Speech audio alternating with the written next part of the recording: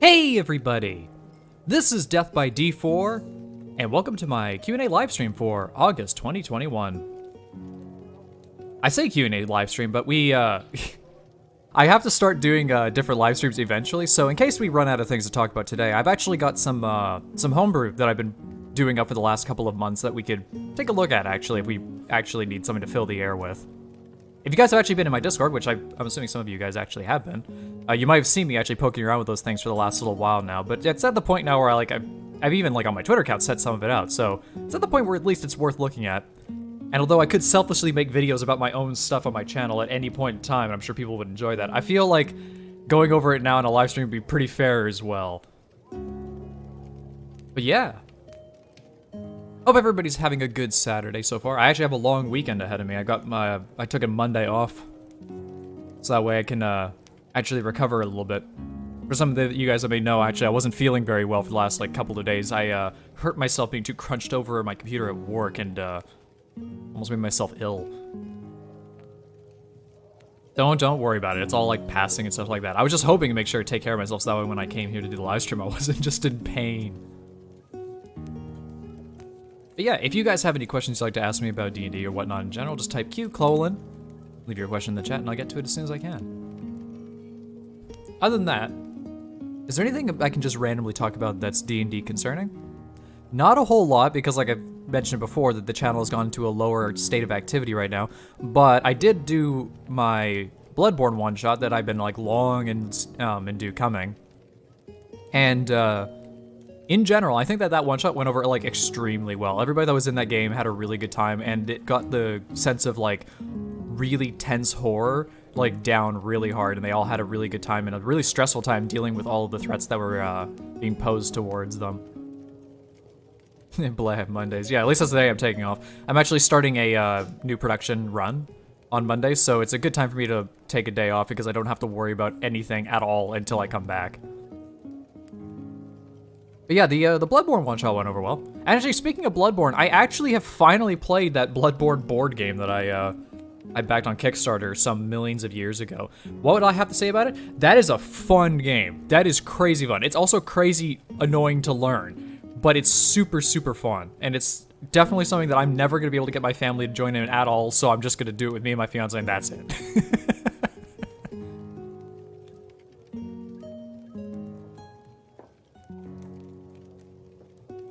Other than that, I've been trying to look into starting my own campaign, finally, again, a long-term campaign that I can run. However, the issue that I have right now is I'm trying to find the right people to be in the group, and I can't find the right combination. Because I don't want to have that many people in this group. And I also want to have, a very small group of all people that all get along really well with each other. And that's the thing, is that I don't have that many friends. And I'm trying not to just pull in randoms like I do for my one-shots, because I really want the players to be able to play off of each other well for the course of the campaign. So it's just taking a little bit together, because I got some people that I can use, but I don't have enough for the size of the group that I want to go for. But I am looking to try and get that going. And once I do that, then it's going to be oh, D&D's back into being a regular part of my life again, which would be great. Because as much as I would like to also play in a campaign, nobody that I know, at least in a group that I can play well with, is running games right now. So, I'm just forever DM Sag.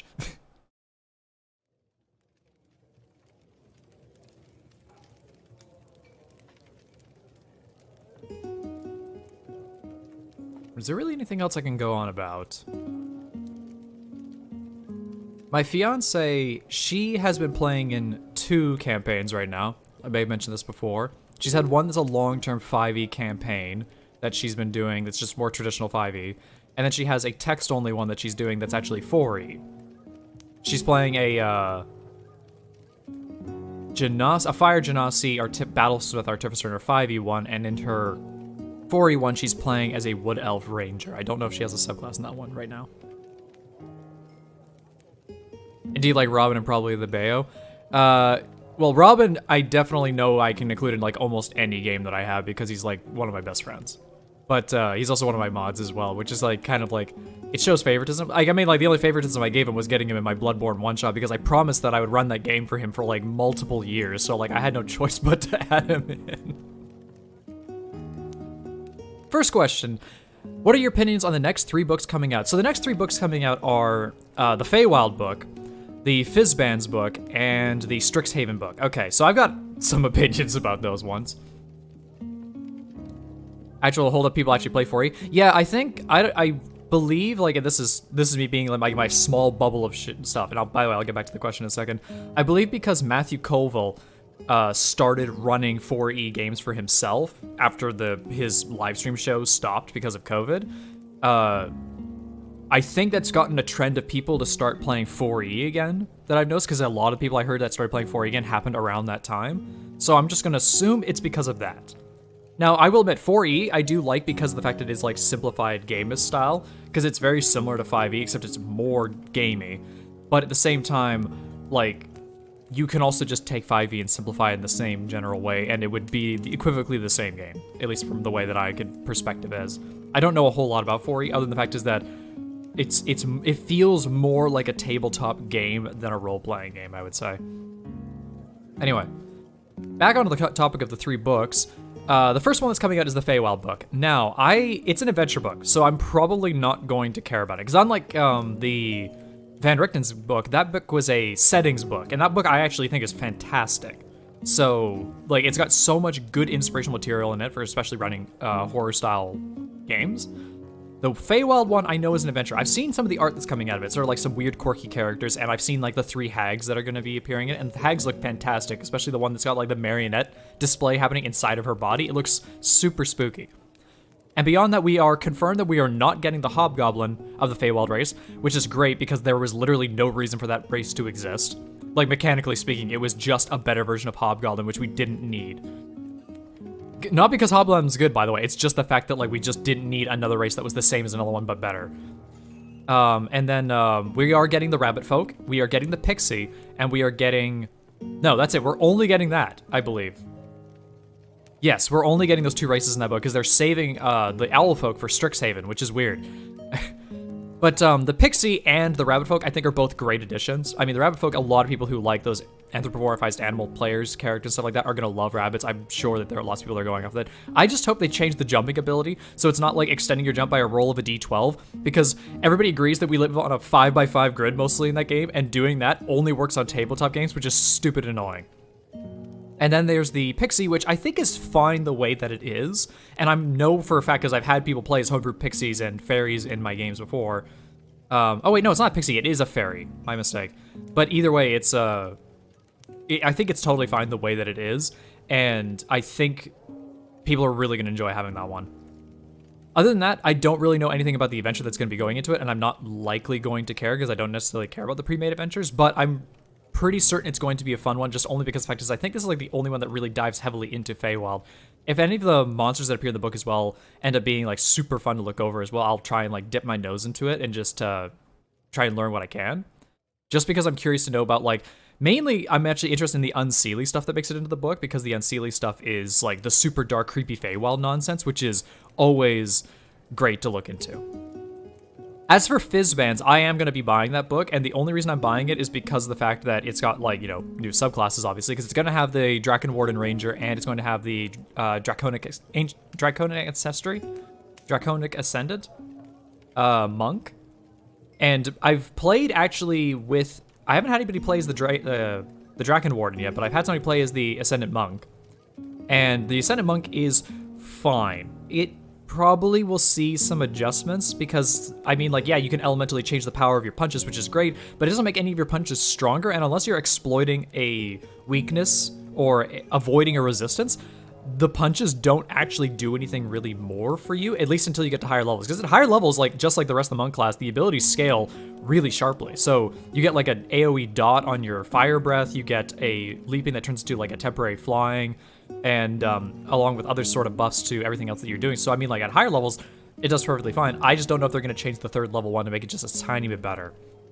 But beyond that, the dragons that are going in the book, they've been talking about the fact that they're bringing back Ancient Worms, which is this is the level of dragon above Ancient Dragon, which is going to be crazy, because that might actually be a threatening dragon for endgame then. But also, they have different types of dragons that are coming out, including, I believe it's a Gleamstone Dragon, or Moonstone Dragon, which is a Feywild Dragon, which is great to see. We are getting a new variant of the Brain Stealer Dragon. We're getting a Elder Brain Dragon, which is like literally it's an Elder Brain that's like attached itself to a dragon and is controlling it, which is super creepy and awesome to see. And we're also getting some other types of dragons like along those kins. Those are the two that I remember off the top of my head because they're really cool looking. But we're getting other different types of dragons. I think that they said that we're getting like some odd, like including like the variants of all the different colors and stuff like that. We're getting like plus 30, I think, in the book, or some crazy number of extra dragons, and we only know about like maybe half so far. So there's a whole bunch of new variants of dragons that are going to appear in that book, and I think it's going to be great.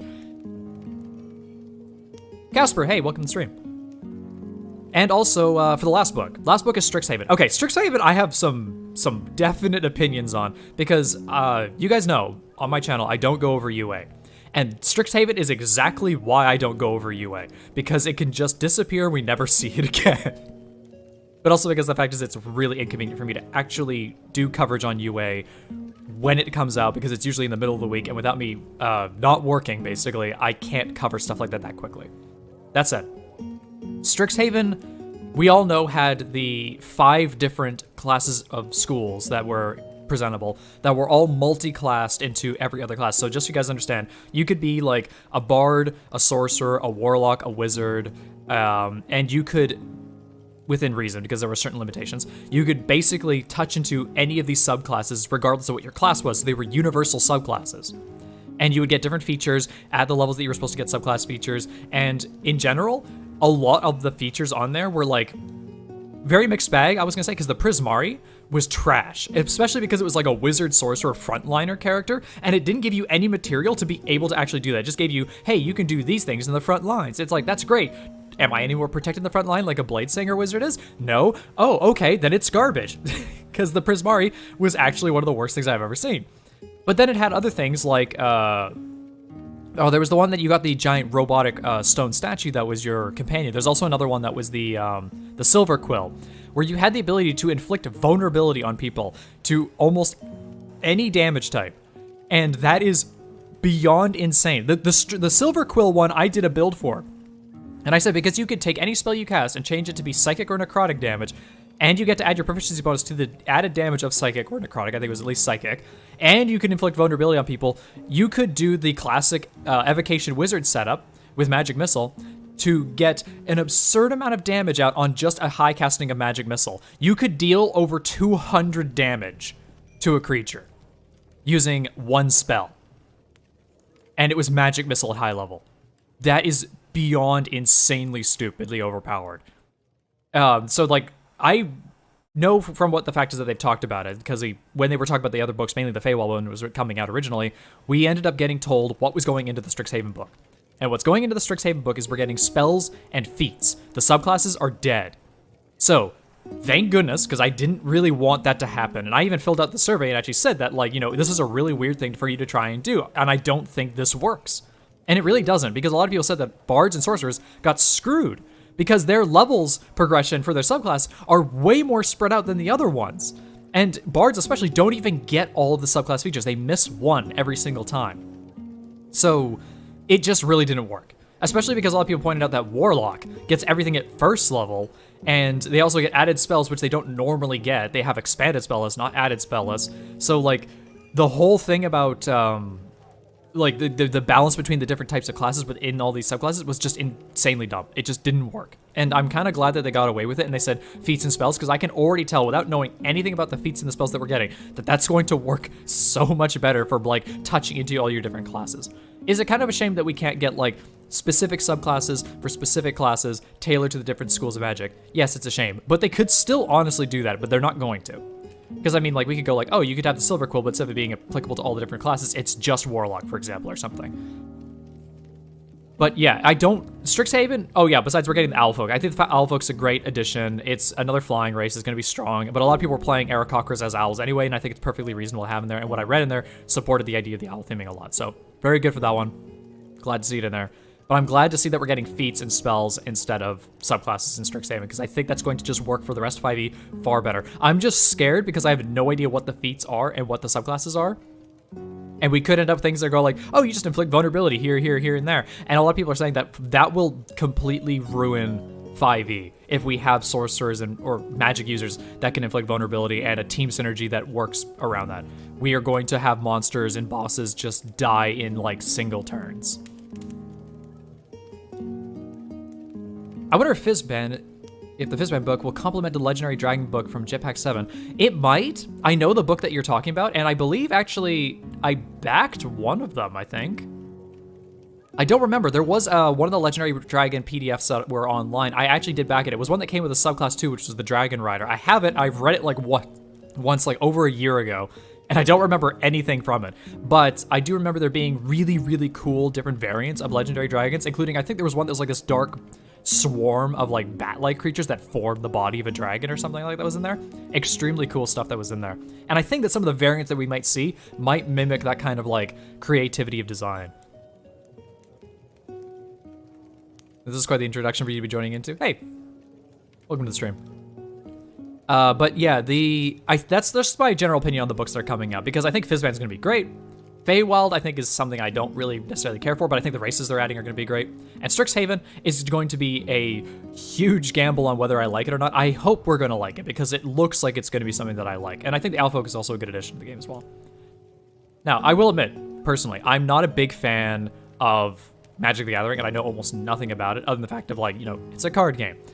So the meaning of Magic the Gathering being a thing in D&D doesn't sit on me at all. Like, I don't care. Though I know a few other people in my small circle of D&D YouTube creators who are like big fans of Magic the Gathering, and I know that they actually like care and they know a lot more about the innate lore behind all the stuff going into the books. And I'm thinking to myself, yeah, that's great, especially because like that lets me know that people who are fans of Magic the Gathering are able to transition very seamlessly into this material in 5e, which is great to see.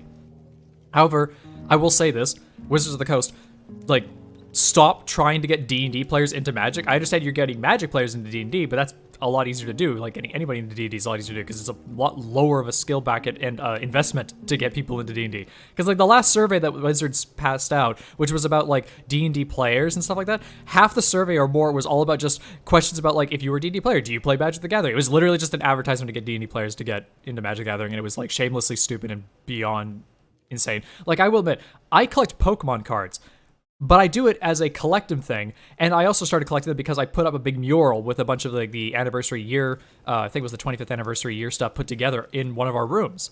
And that's like an art piece that we made out of all these cards. I don't want to play a trading collectible card game, especially in the modern age. I'd rather do it digitally. But also, besides the fact is I know it's an insane money sink to get into that kind of stuff, and like none of my friends play those games, so I'm not going to do it.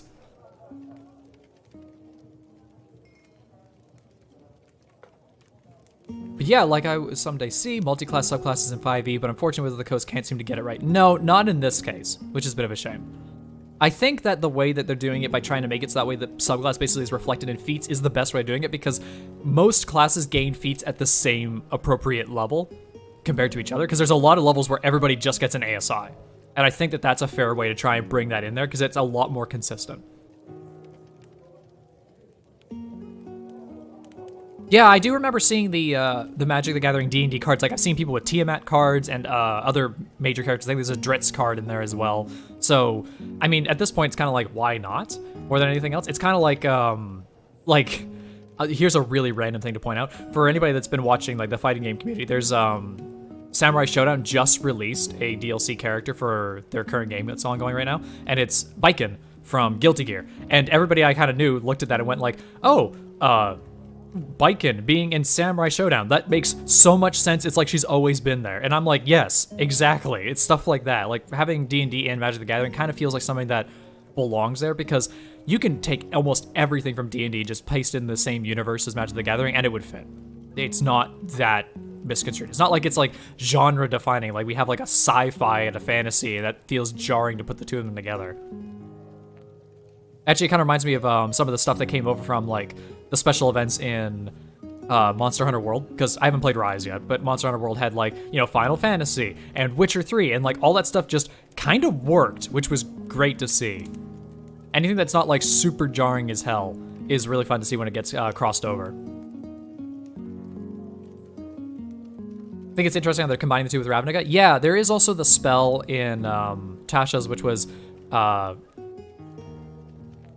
god, it was something of the Blue Veil. I completely forget the name off the top of my head, actually. But it's the spell that literally allows you to transition your games from the different worlds while having it basically as a plot device. It's a pointlessly stupid spell, but they are encouraging people while they're running long-term campaigns, if they want to transition their campaigns into those worlds, to have like an in-game rule way of doing it. And Ravnica and the other areas of Magic the Gathering are included in those as examples, and I'm kind of like, yeah, and that's great to see. Especially for people that have been running the long-term campaigns that have been going like for 3 million years instead of just running like their little set campaigns that kind of go from like 1 to 12.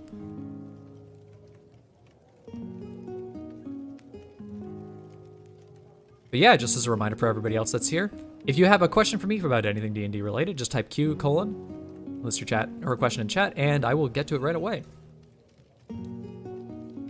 I am looking forward to the new books. Like, even for the ones that I am, like, not excited over and I'm not going to be buying, I'm just interested to see what's in it.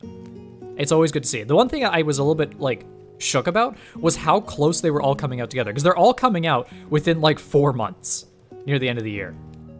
And I thought some of them were going to be coming out way earlier. I thought one would have been out in July and August, and it's not. It's coming out in September, November, and December, I think, which is crazy silly. Then again, if I remember correctly, Tasha's came out in December last year. But that book I was like specifically leaning on because that was like the best book that they put out for a long time in terms of like player material.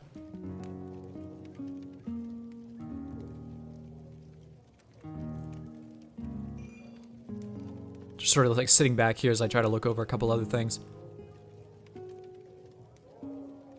Never understood how you can have people play campaigns for multiple years. Well, the longest running campaign I ever had went for basically exactly 1 year because I started it in December, January of 1 year, and I finished it in January the following year. And that was my 1 to 20 campaign that I've mentioned here before. That one, we played pretty consistently. There were some weeks where we played every single week because we were doing also Theater of Mind, so it was a bit easier to do that. But also, once I started doing battle maps and everything like that, we were basically going every 2 weeks, and there would be occasional times where, because of like holidays and stuff like that, where I'd have to go once a month instead. But we played like almost 30, 40 games in that year to be able to finish that campaign off. And that was cool, but at the same time, once you get above a certain level in D&D, it's really hard to just have a game go forever. And I can understand doing games forever if you have games that involve many, many small storylines and not one big overarching storyline. That's where I can see it come into effect. But when you have like a big bad evil guy in world-shattering events, it's really hard to just go from that and then just go, okay, hey, want to do like a mission where we like go and save the farmer's chickens? Like, it's kind of like really inappropriately stupid narratively to do that. Especially because it makes you feel like you guys are getting together just to play D&D, but you're all bored. September, October, November. Okay, that's the one there. Either way, still 3 months in a row for 3 different books. That's crazy on top of each other. And it makes me wonder if like the quarantine methods are still like holding back the release schedules of all the books, because it feels like that's a little on top of each other. Question, you've probably already answered this at some point, but the most interesting thing that has happened to you... What is the most interesting thing that's happened to you in D&D, both DM and player-wise, that wasn't with Davrian? Oh, well, I was about to say, oh, it was with Davrian, and then you did that to me. Great. I mean, like, off the top of my head, I would say the most fun thing I've had was doing all the dates with Coco as Davrian, but the most fun thing that I've had as a DM, I'm trying to remember, because... Like, you guys know that with, like, the stories I've been releasing recently, especially with, like, you know, stealing a plant girl's melons and getting forward by a giant slime girl. Those ones all came from a meme one-shot that I did that was specifically inspired by stupid tropes in anime. And I will have the last part of that story come out eventually. So maybe sooner than later, we'll see. But that one I had a good time doing just simply because of the fact that I had such a large group of people and we were just basically shitting and yucking it up and doing stupid crap all over the place, and people were having a good time because they knew what they were getting themselves into. Beyond that, I would also say that the first one-shot I ever ran, which was the one that you guys can see in my D&D experience video, it's Eve over Orlin, the very first time I ran that campaign, everything went off perfectly. And all the players really, really enjoyed it. And for it being my first one-shot and to be able to nail it with my players and executing the game so well, especially because I actually did it in a reasonable amount of time, that whole one-shot took us about 5 hours to play. It made me feel so good, and I had an exceptionally fun time playing it, despite the fact it was only like a 3rd level one-shot. And also, I will admit, in coming back to it, like the Bloodborne one-shot, I was very happy that that one worked out as well as it did, considering the fact that it was so insanely hard to set up. But that one was great and spooky.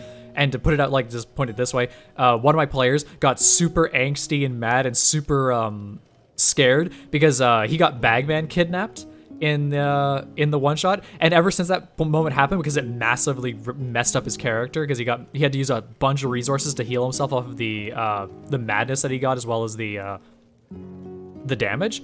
He immediately like got the party to go and find a safe haven to be able to rest, and then started switching out his spells because he took out Intellect Fortress at that point because he was like, I'm not dealing with this stuff ever again. I'm trying to remember though as a player, because I've done a lot of games with Davrian, and I have not done a lot of games with other characters that I played as. There is the game that I played where I got gender swapped as a ghost, and that was a fun experience, but it was also an awkward experience for me, because it was really, really hard and different and weird to play a character like that, as well as the one-shot being relatively tame and simple overall, but it was funny and weird with how everything went forward. And the only other character I think off the top of my head that I had a funny, stupid time with was Jen Eric, but the problem is that was so long ago, I don't remember what happened in that game. So probably more things I remember fondly from me being a DM over than being a player, just simply because of the fact is that I haven't the opportunity to play as a player that often. Sorry, not sorry. Wow, jeez. Question. So about the start, I'm about to start playing a epic level game, 30th level. Ah, you're doing like the extra levels beyond 20. Got any advice before I start? So you're playing in the game, you're not running the game. So if you're running the game, then it's going to be far more difficult than playing in it. When you're playing in the game, the one thing I would say is that you're going to have access to a lot of abilities, especially if you're a spellcaster, mainly if you're a spellcaster. If you're not a spellcaster, it doesn't really matter. If you're a martial character, you can just play the game like you normally do. You're just going to be really strong. But if you're a spellcaster, you have control and access to magic that is like world-shattering. The only thing I would say at that point is that if you are a spellcaster and you have access to world-shattering spells, especially like Wish, keep it under your wing. Like, use it in moments where it would be dramatic and really appropriate to use it. Like, basically challenge world-shattering events with your world-shattering magic. Don't abuse the shit out of your DM. Because that's the problem with really high epic level stuff, especially magic, is that it fights for narrative control way too hard. Now that said, if you are fighting world-shattering events like titans and gods and stuff like that, then you're going to have a great time, because that means you can use the full extent of all your powers and abilities, and the DM has a position to be able to counter and balance and challenge you. So you can do creative multi-classes with your character to be able to like get every inch of power out of it, but also remember that just going pure class, or like what I call like the minimal level, because most classes go 17-3 if you're doing a multi-class, even just doing that, you're probably going to have a character that's plenty good to play with. You're a Hexblade Paladin. Okay, you are going to be a schmorky person that's going to boom smite every single thing in existence. And I would just say that if you're doing that, you're not going to have access to really world-ending spells. You're just going to be crazy, crazy strong. I would say just lean into that. Just lean into being the most tanky thing that's possible, as well as dealing strong melee damage.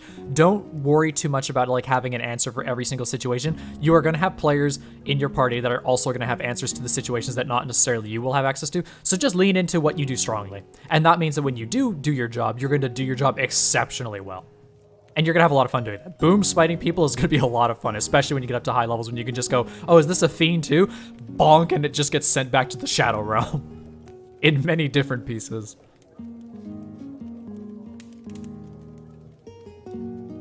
Yeah, yes, anime, the topic that best fits D&D, because of how often you can come up together with your opinion. To be fair, I mean, like, we talked about anime plenty enough during my last live stream, but it was kind of like, why are we doing this again? I have not watched anime at all. Since even that last live stream, which was like 4 months ago. I'm not even aware about anything I actually want to watch right now. Like, not even like anime or any kind of series right now. The last thing I watched was the ending to the Castlevania anime. And that was awesome. Really good last season. Because it was a little bit rushed. Because it was very clear that they had more story to wind up than they had time to actually do it in. But they didn't skimp on every scene being really, really good. Because the second or third season, we had a lot of low downtime where like not a lot of things were happening. That last season, there was like cool stuff happening at most every 2 episodes, which is really fun to watch. Ah, my neck. My body's just hating me right now. It's been a weird mix of temperatures in my region anyway. Like, we have an AC unit finally in my place because holy crud, we needed that for the heat wave that hit us. But, like, now it's gotten, like, really cold suddenly for August. It's, like, 10 degrees cooler than it has been, like, the last couple of days. Now my body just hates my life.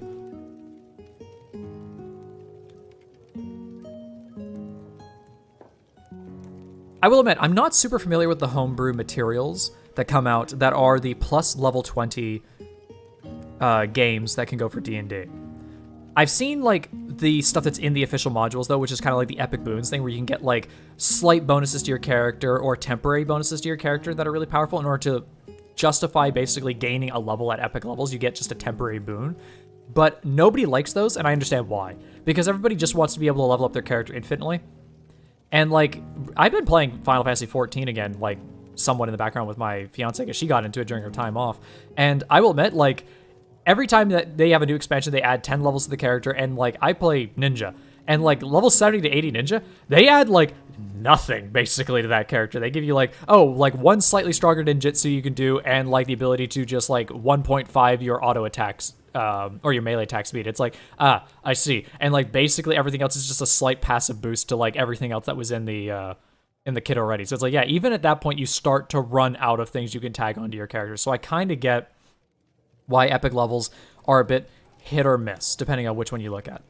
Now, that said, I know that some people just sort of go like, oh, just really crank the power gain of the characters. But the one thing I don't really fully understand is, like, spells. Because, like, in the lore of D&D, spells that go above 9th level are, like, crazy. Like, we're talking about, like, you become or, like, destroy or possess the body of gods at, like, 10th and 11th level. So, like, geez, I think there's only, like, one 10th level spell, and that was, like, basically a universal creation spell or something like that. I don't remember off the top of my head. I think, I don't know, Mr. Rex has a YouTube channel that covers, like, all this stuff, and he's the main one that actually goes over that stuff over anybody else. So, like, if you ever want to have an example of, like, an explanation of what that kind of high-level magic is, just go check out his videos. They're everywhere. Turns into a prestige level of the class? Yeah, that makes sense. Especially because I know that they've done prestige level classes in older editions of D&D as well. Kind of like as well, I believe you could get certain subclasses by prestiging, you had to do specific feats in order to unlock those abilities. And I think that's fun. The problem is that it does restrict the narrative of the game to being things that have events like that. And I will admit, I do that kind of stuff for my games anyway, but I write that into the narrative of the unique character, not into the class and the mechanics that they have. I just make my own unique mechanics and narrative for each person's character, and then we just play into it like there, and I write it around the campaign. So that way it's guaranteed to come up. That's the only, like, less restricting kind of thing there. But I do feed into it somewhat because it's just a fun thing, and mainly as long as it's unique to your character, I think it's more engaging then. Zoo spells you might want to take if you're not overstepping, is Destruction Wave for Paladins and Far Step for Warlocks. Yeah, both very solid spells. Destructive Wave is, like, nuts powerful, if I remember correctly. I think that might also be a spell that certain Warlocks can get as well. If not all Warlocks. I don't remember, because it's a spell that I've, like, not seen a lot of because of how high level it is, and most of the people that gain access to it don't gain access to it until they're, like, 17th level. Like Paladins, basically. Though as long as it's not immune to necrotic damage, I think it could do a lot of damage to it, you know? Because, you know, there's the occasional chance you get those high-level undeads that are completely immune to necrotic damage. You're like, ah, man. Sad face.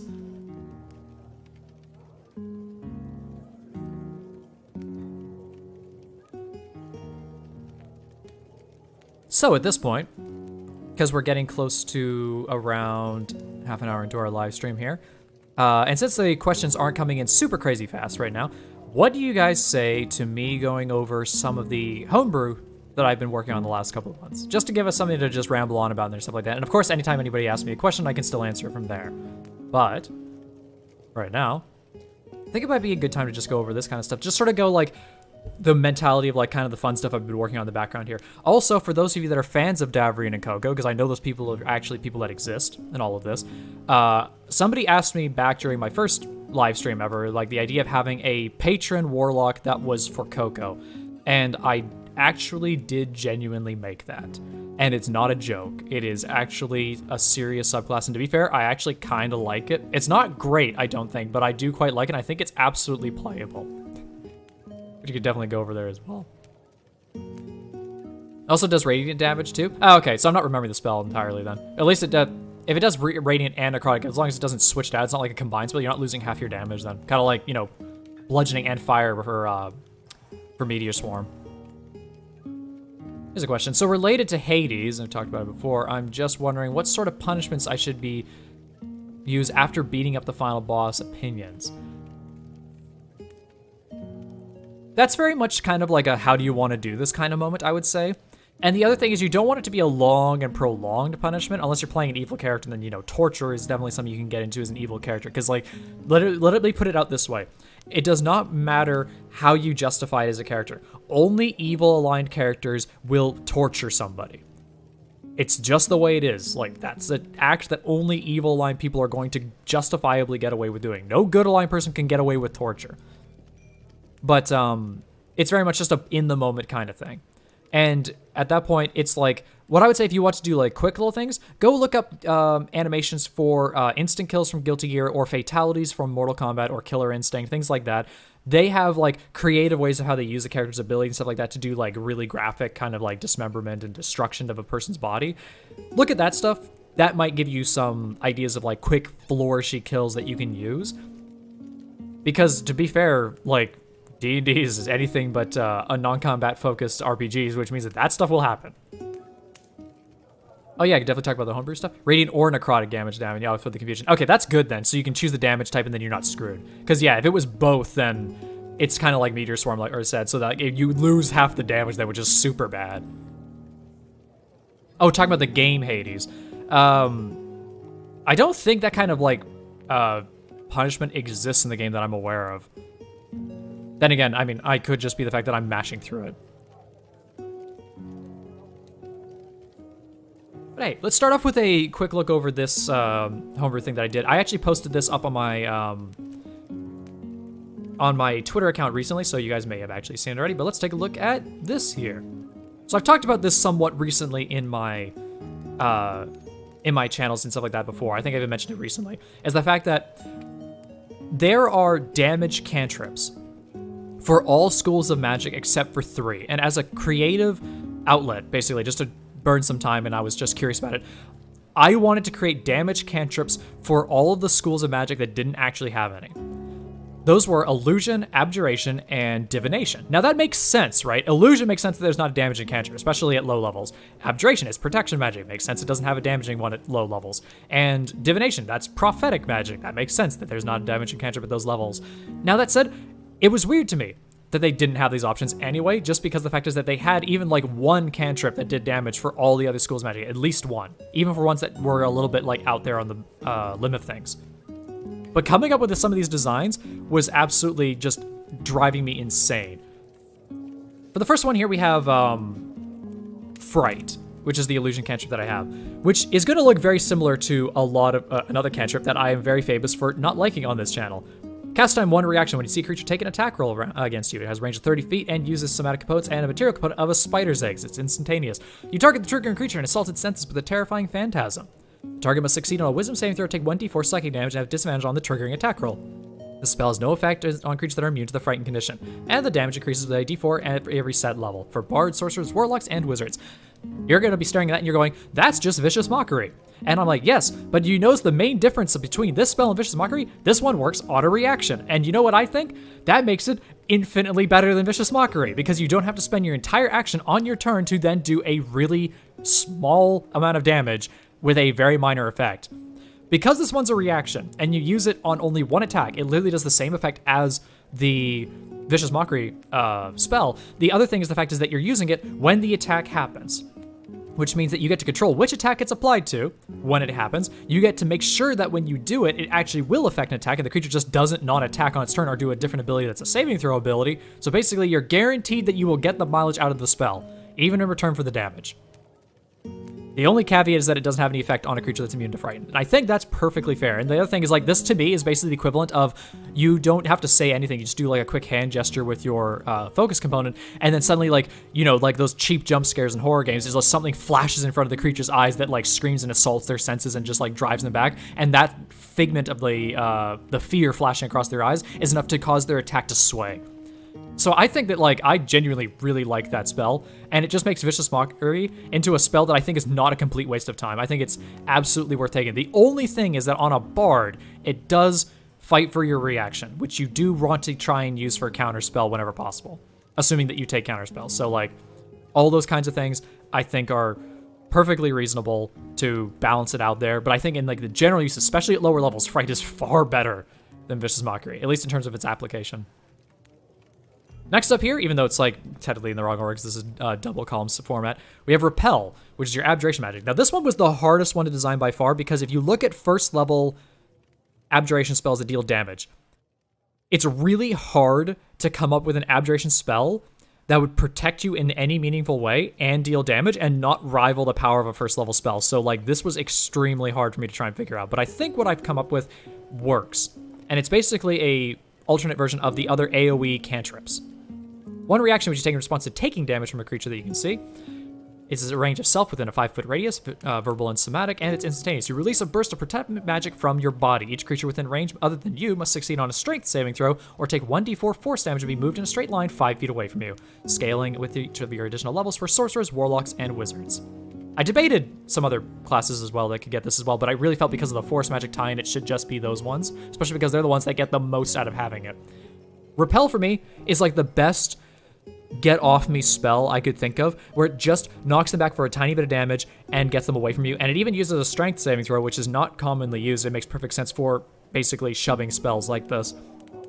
I think a lot of spellcasters, melee or not, could get a lot of viability out of just having an AoE push, and it's not overpowered, I think, for that one. Speaking of which, a lot of the designs that I have involved using temporary inch points or doing like disadvantage similar to Fright that I had going on with it, and a lot of these things that I came up with just simply didn't balance out because it was ended up rivaling the power of a first level spell. That's how low the power level is for a first level spell in Abjuration. It's extremely hard to fit it in there. But I think this is something you could do every single turn and it doesn't rival that.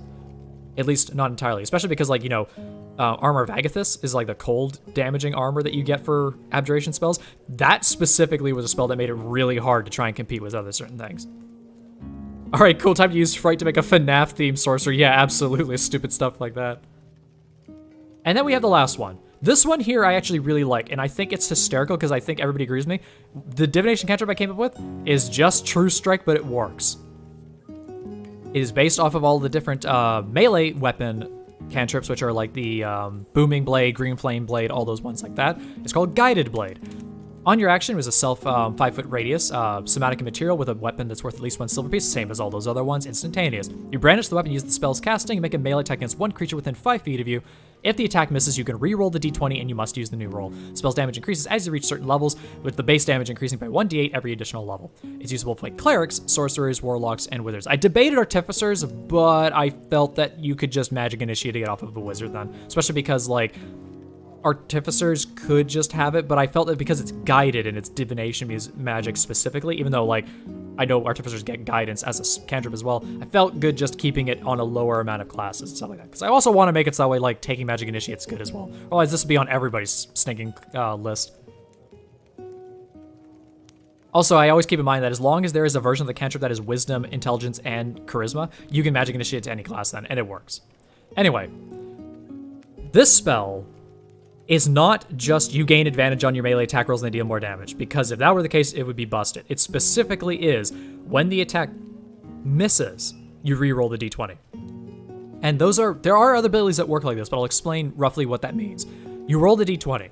Do you miss? Then you re-roll it. You don't just roll 2 d20s because you're like, oh, I'm saving time rolling 2 d20s. No, you're also increasing your chance to crit, and that's not fair. You have to miss the first one. That makes it so that way when you hit automatically, you gain no benefit otherwise from the cantrip other than just the damage, which is the same as the other damaging cantrips that are out there. Also, this technically stacks with advantage and disadvantage. You roll with advantage. Do you miss on both of the dice, which is really hard to do, most likely, then you re-roll and you get that advantage there. If it's disadvantage though, if you miss on both of the initial rolls, it doesn't matter if you re-roll one of those dice, because you don't re-roll both of these dice, you only re-roll one. If you get both of them that fail, doesn't matter if you re-roll, because you still use the lower amount. So this one's actually really well balanced in terms of the dice mechanic that goes into it. And I used to think that it would make you use your reaction, but after readjusting the way that the roll worked, I felt that using a reaction would be massively detrimental. to the cantrip, so I took it out. And this, people pointed out, this is just True Strike, but it works. I'm like, yeah, except it's specifically melee oriented, but at the same time, like True Strike locks in your advantage. This just allows you to gain that advantage when you actually need it and not sacrifice a whole turn basically doing mediocre setup. And technically, this cantrip actually, it technically combines with True Strike if you wanted to. But in general, like, all of these cantrips that I came up with, these are all ones that I'd actually probably use in my game because I actually really quite like all of these. These are fun, and they work really well, I feel. And I don't think they're crazy overpowered. Now, that said, I would have to play with them to see that one, but I've done a lot of testing with these ones, and these ones I've sat on probably the longest out of the homebrews I've done recently, and I think they work a lot. I could do a video talking about this kind of stuff in my homebrew workshop series, but we'll see when we get to it, especially because the fact is that like a lot of the feedback I've got from this is positive, so it's encouraging it, but it's also a selfish topic, and me talking about this kind of stuff during a live stream is usually a little bit easier to get through. Next one I've got up here, and I'll do it because it's, you know, the fun part of it, and I'm sure a lot of people might just see this and talk about this and stuff like that, is that this is the Warlock Pact of the Spouse. This is my attempt to make a Coco and Davrian Warlock patron. And it's a little silly, but I do like it, and I think it's a weird and interesting playstyle for a Warlock because it basically makes you into a somewhat tanky Warlock, or a protective Warlock. Which there are probably ways you could build into with like Hexblade, stuff like that with your martial capabilities, but there's no, and maybe also Celestial. But this one leans into it in a different direction, which I think is fun to see. You've entered into a pact akin to marriage with an otherworldly entity. A bond founded in love, formal arrangement, or forceful engagement has unlocked a recessive power hidden deep within you, one founded upon the measures of your inseparable companionship. Are you and your patron happy with each other, or is there friction within your relationship? There was more to it, but I cut it down to make it so that this actually all fit on one page. First off, you get your expanded spell list, which allows you to gain basically a bunch of cleric spells. You get Heroism and Sanctuary, two pretty minor spells overall. They're mainly like, one is a fear removal buffing spell, because I will admit, I don't remember what almost all of these do. And Sanctuary is a protection spell, basically, that helps keep you or anyone else safe from specific things. Spiritual Weapon is a great spell for Warlock to get, just genuinely. Gives you something to do with your bonus action for attacking. And Warding Bond is a protective spell. Again, that's mainly the whole thing that this is going for. The idea is that your patron and you love each other and you want to keep each other safe. So that's why most of the spells mimic that theming going forward. Sending is the ability to stay connected with somebody. That makes sense for this patron as well, so that way you can stay connected to people that are important to you. Spirit Guardians, again, very protective spell as well that goes into it. Death Ward, again, another protection spell. Guardian of Faith, I believe that one is the one that stays perfectly still and just attacks things within your AoE. Again, a very protective spirit kind of summoning spell. Circle of Power, I don't actually remember what that one does. It's a good spell. Don't remember what it does off the top of my head. And Dispel Evil and Good, again, another protective spell. I think all of these are very good, solid spells to have as a part of a Warlock. At least for the fact that, like, at least half of those ones are probably ones worth considering taking.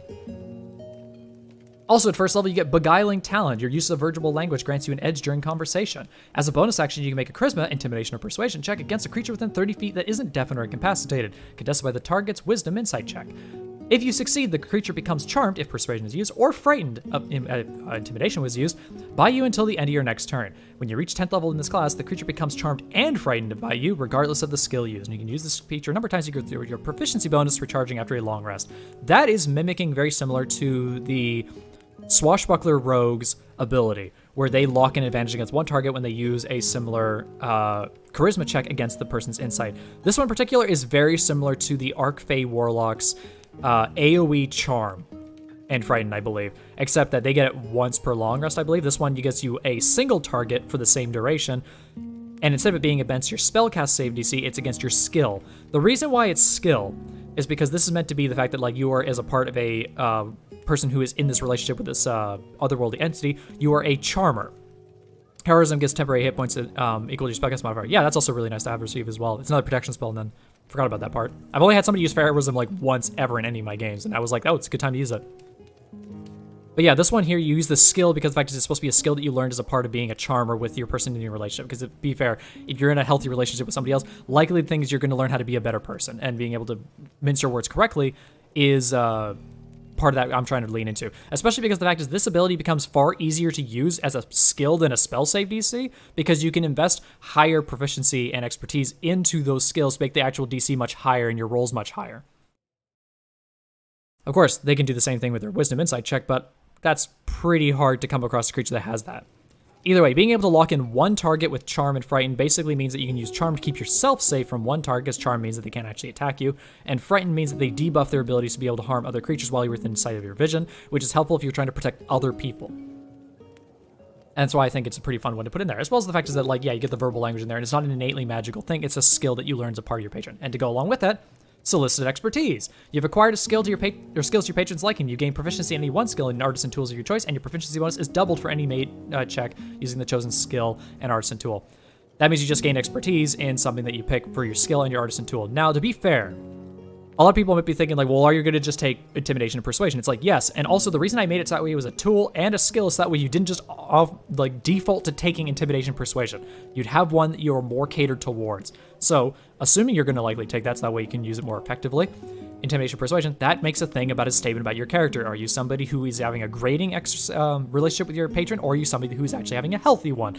That gives a nice statement to what you could say about your character right there. And then the tool that you take, a part of it as well, is just the skill that you take that also, like, is you either by you or your patron is well received. So that way you could take something like artisan tools, like you could take beer crafting, but you could also take things like painter's tools and such like that. So that way to say that you have a certain talent that appeals to one of the other side of the party. And I think, narratively speaking, is a fun thing to go with.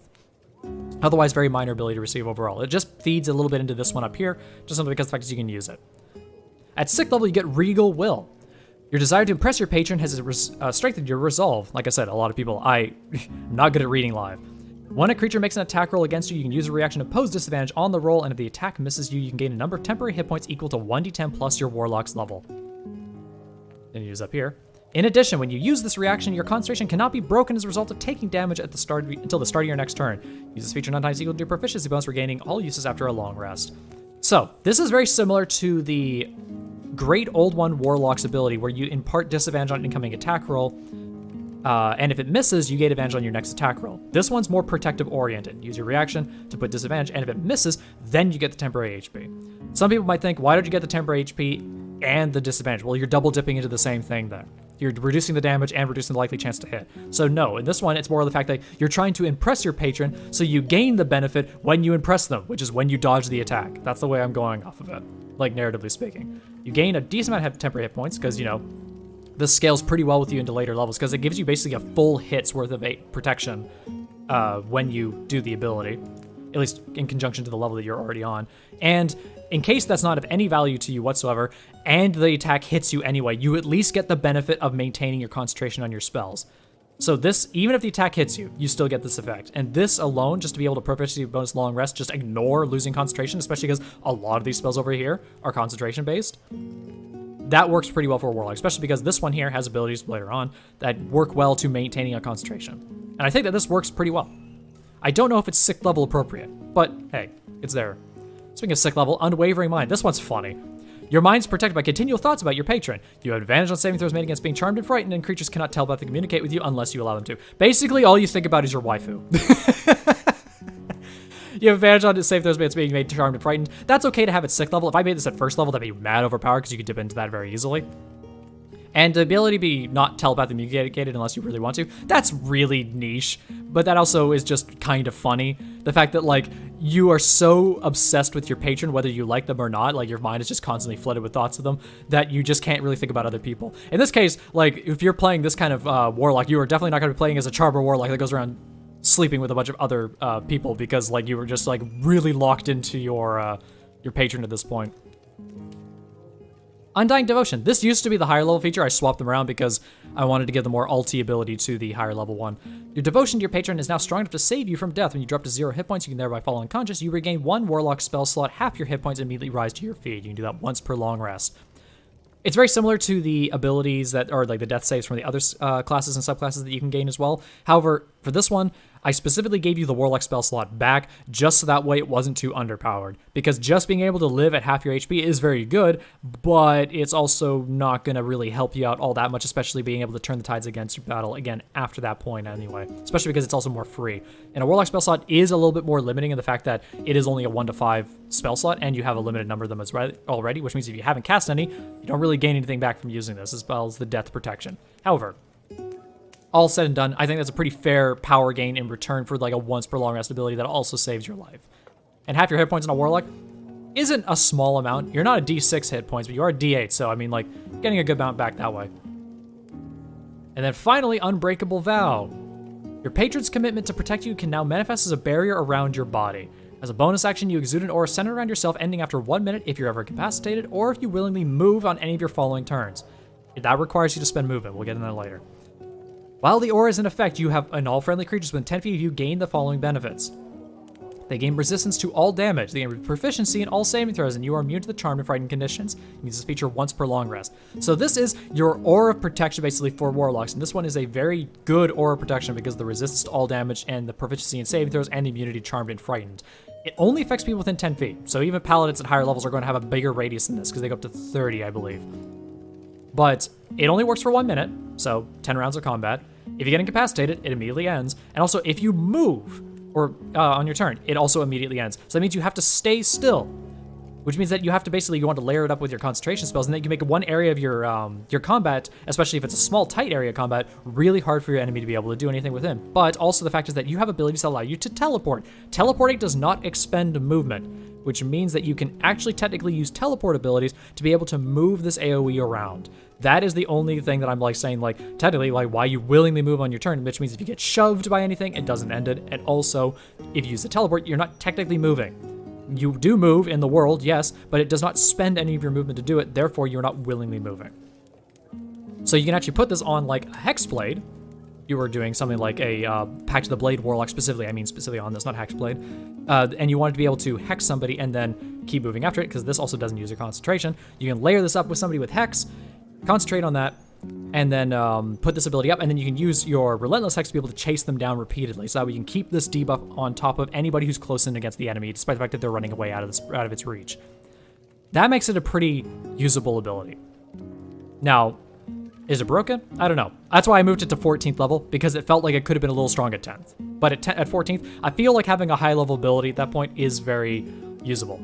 And beyond that, yeah, this was my solid attempt at trying to make a Davrian Coco Warlock patron. And I will admit this much, I quite like it. I don't know how well it works, but a lot of people have told me that they actually feel like this could be really fun to play with, especially because even though the mechanics may or may not be super strong with it, the narrative is tied really well into it, and it makes for like getting that kind of theme across really easily. And that part is like the focus of the whole thing in general, is to make sure that it felt appropriate for that kind of thing. If Davria were to switch to this kind of Warlock and have patron be Coco in any redeemable way, that seems kind of funny, and I could see it working.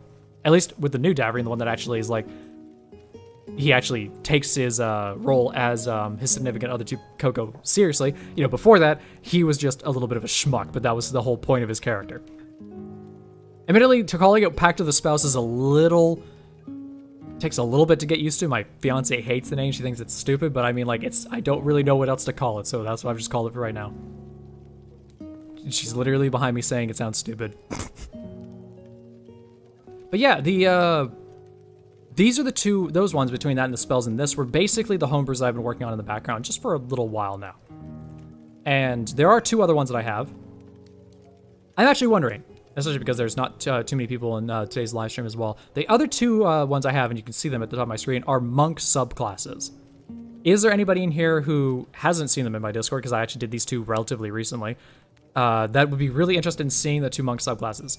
They are called the Way of the Ring, which is based off of boxing, and is meant to be a tanky monk subclass. And they are also called Monk Way of Fury, which is a infernal warlock, infernal monk, and it's based around basically using your speed to deliver single punches that scale really high in damage. But yeah, if there's anybody in chat that's actually still kicking around here and wants to see those ones, we can do that. Otherwise, I might save it for another live stream because I need some time to be able to fill the air that way. Also, of course, for anybody that actually needs to know, that is the wrong screen, but there we go. If you have any more questions for me during my Q&A live stream, because remember, this is still a Q&A live stream, type Q: into your before your question in chat, and I can get to it right away. But I've only been stuttering over my words a lot more this live stream. It's mostly because the fact is that I was very tired for the last couple of days, especially because I was physically in pain for the last couple of days, and work was not super hard on me. It's just been like stressful, mainly the week before. So like I am a little bit half gone. But hey, I'm glad at least I get to do this live stream still. Because that was the one thing, if I was like still in pain, I would have had to cancel the live stream because like, oh my gosh, sitting at this desk and crunching over would have really hurt me.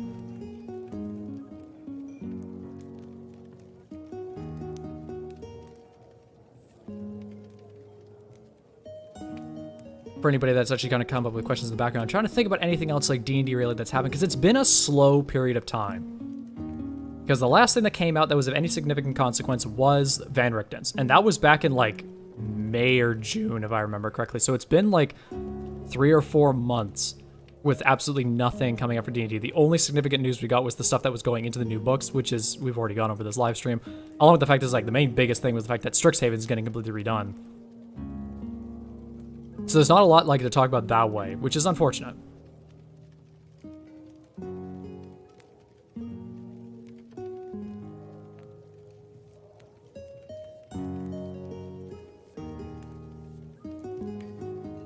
Well, seeing at this point that things have quieted down now finally, and I've already answered off like, you know, most of the questions that were asked me as well during the live stream, and we've gone over at least a couple of the homebrews that I already have. Second subclass reminds you far too much of an anime that you watched. Yeah, it definitely has that flavor going into it as well. It was actually supposed to be a very different type of monk that I came up with as well, but when I was starting to pare down the mechanics to actually get them to work, and I do think I did get them to work, they're just very strong, which is the point. It did come out a little differently, so it might need some further works. The boxing one came out extremely well, and I think that one actually works really well. That one just feels balanced and gets the point across really well. The Fury one might need to be toned back a bit because it does have some serious power potential. It's awkward to use, but the power is so good that it makes you feel like you're almost playing like a paladin monk. It's kind of nuts. But yeah, since we're getting to the point where everything's sort of quieted down, there isn't anything else you need to really worry about right now. I think we're gonna wrap up the live stream a bit early today. Thank you guys so much for coming up, for the guys that you, bunch of you that actually did show up to here and stuff like that. I definitely know that I'm gonna have to start coming up with different themes for these live streams as well, because of the fact that like there's only so many times you can do Q&A live streams before they start to run out of questions that you need to be able to talk about, especially when things start to go through a bit of a lull in D&D like they are right now. But thank you guys so much for coming and watching. I hope you guys enjoyed the little sneak peek of these little bit of homebrews that I have here, because there's a chance that I'm probably going to show them off as videos on the channel at some point anyway, especially for the people that are big fans of Coco and Davrion. I'm sure they would love to see the subclass as well, besides any other additional stories if that would ever actually happen. But, yeah. Hope you guys enjoyed that, and I'll see you guys in the next video whenever it comes out. I believe the next video is either going to be, a subclass guide or it's going to be another story. I know what story and subclass it would be if it's going to be one or the other, but I don't know which one I'm going to do first yet. But I'm planning on getting to that within the next month, because it's a lot easier for me to do videos like once every month like that, especially videos of those stylings, because they're not super difficult for me to be able to make during my limited free time. You can look forward to those videos when they come out, and I'll see you guys next time. Peace.